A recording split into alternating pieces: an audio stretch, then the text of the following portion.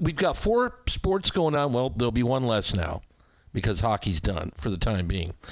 But a lot of information coming at us. Boy, oh boy, you look across all the different platforms. We're being inundated 24/7, 365. And it seems like you can't disconnect. Even during the pandemic, it might be ramped up even more. Sometimes, though, silence is golden. When are those times? How do we seek it out, and how do we try to make it an important part of our lives? Well, it's amazing that we'll be doing that on a talk show because we like to talk, but we will right now with someone who also likes to talk with us, the good doctor, Dr. John Braccio, Regional Psychological Services of East Lansing, drjohnb.com for the podcast website. Good morning, sir. Well, good morning to you, Dave, and there's no question that there are times that silence is golden. You know, silence it gets a good metaphor, you know, when we start talking about golden, okay? So I think, you know, what we want to think about, in addition to just, you know, disconnecting, obviously, that's something we can do. But in terms of interacting with people, okay, let's specifically say there's something called active listening where if someone's trying to say something to us, we listen. We have silence. We may have some questions, you know, this is really how you feel, get these feelings out. But it's a form of really listening. I think that becomes a big thing.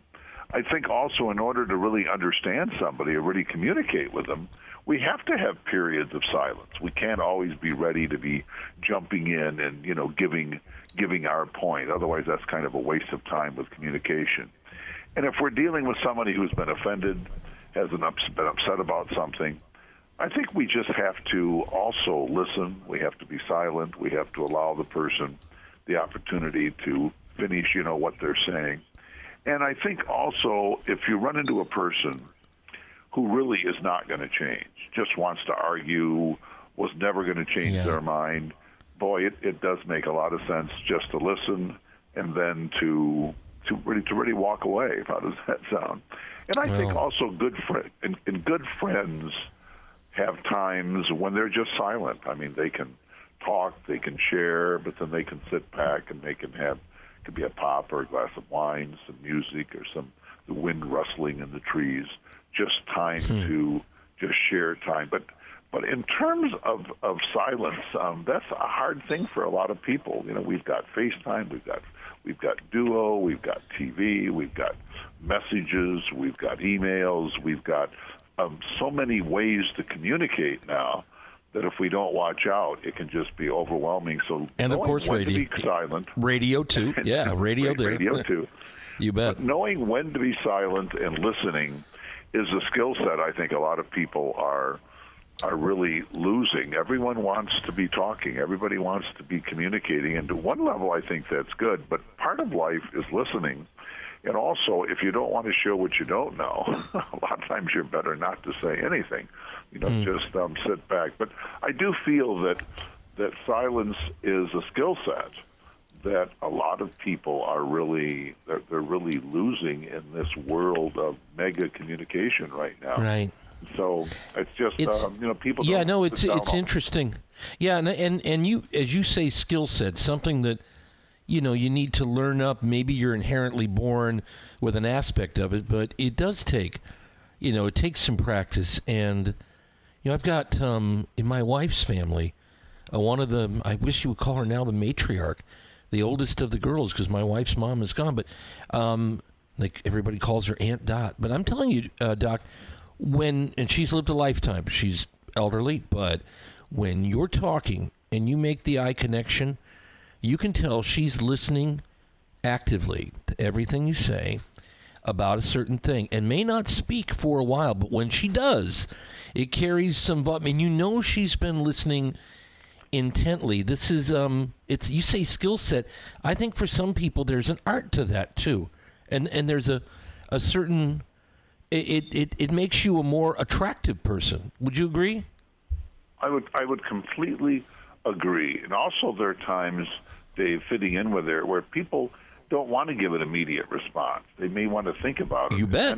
And that can make people uncomfortable because they'll want to say, well, is this how you feel? Is this what you're thinking? And the person is really just kind of like brewing coffee. They're thinking about it. They're just trying to put in their own mind, what is going on. And I think we're wise to respect that type of person and allow them to think and communicate. And we just have to play a little time out. Silence is golden. I've just been noting over the years more and more people that are so tuned in, like even in my office here, they can't even sit without looking down, checking what's on their phone, what might be there, even sending a message, doing things. So it's really I think a very complicated time, and good communication does require not only communicating, but part of the communication is listening, understanding, and trying to have a good conversation rather than two people just talking at each other. And this can be done in any format. This can be done in messaging. Sure. This can be so it's an interesting time, but I really do feel that it's something people really have to think about. They need to look at themselves, look at how they interact with people, because a lot of people don't want to admit this, but they really alienate people. They just alienate them with just too much chatter, too much whatever it might be. So I do think this is the time to look at ourselves, look at how we communicate, and also just take time outs from the audiovisual, from whatever it might be. Just smell the roses, if you will, even though we won't be doing that right now, but enjoying the wind and just enjoying nature and just curling up with a good book, just kind of learning how to enjoy life without talking and enjoying life by realizing we can better connect with ourselves, better understand ourselves if we are doing some soul searching and trying to sort out who we are in a quiet or at least an environment where there could be music, I think, something in the background. And just recognizing the value to it. Sometimes that's step A. When I was much younger, I rented a place here in northern Michigan, and one of the things on the ad, it said, it was a brochure back then. No one had, all the fancy internet web pages, but the brochure said the night sky and the solitude here at this farm is breathtaking. And I'm like, yeah, but how close is it over here to Northport where I'm going to jet ski? I want to go jet skiing. And I want, these big activities. And then one night in the middle of the trip, I went out and I said the word solitude really matched because it was dead quiet. And even for an hour, it felt like a day. It was amazing. And they were touting that, and I wasn't looking for it. I had to tune into it and have it kind of gobsmack me, Doc, to get where it was going. You see where I'm going with that. Well, listen, in fact, actually, this past weekend we were up at Canadian Lakes for a wedding. My Very nice. niece got married, a wonderful, wonderful wedding. But as we were walking back to our cars, it was so dark. It looked like the sky was just punctuated. There were the stars and the moon. I mean, everything was so peaceful. Sometimes when we're down here with the glare of the city, sure, we don't have light, even if you think it's dark, but when you're light pollution, in an area where there are few people, it's just beautiful. And it really even draws you to want to just stop and kind of just soak in the environment and just think and feel. So those are things that I think we all need to maybe take a look, take a time out. So there's two parts of this, really. One is the solitude. One is just plugging yourself out. But the other is when you're communicating with people, allowing them to have a chance to speak and make sure in good communication that each is sharing, each is understanding, and each is really communicating. That's a skill set I think a lot of people are really losing these days. So it's kind of a dual kind of a thing to be working on. One, your interactions with people, and then two, how you choose to have yourself interacting with all the forms of communication we have in our society at this time. And believe me, for listeners here, God love you. We give you a lot of sensory overload at times. We try not to overdo it, but we know it happens. You're battling with work, maybe working from home. You've got your kids there. You've got 3 or 4 devices. Maybe you're Zoom calling.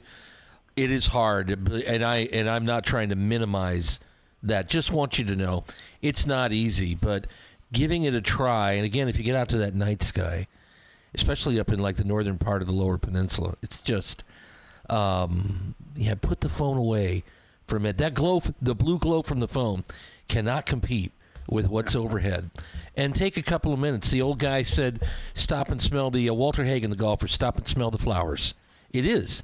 It's worth it. And sometimes silence can fall into that as well. The good doc with the podcast and many, many topics at drjohnb.com.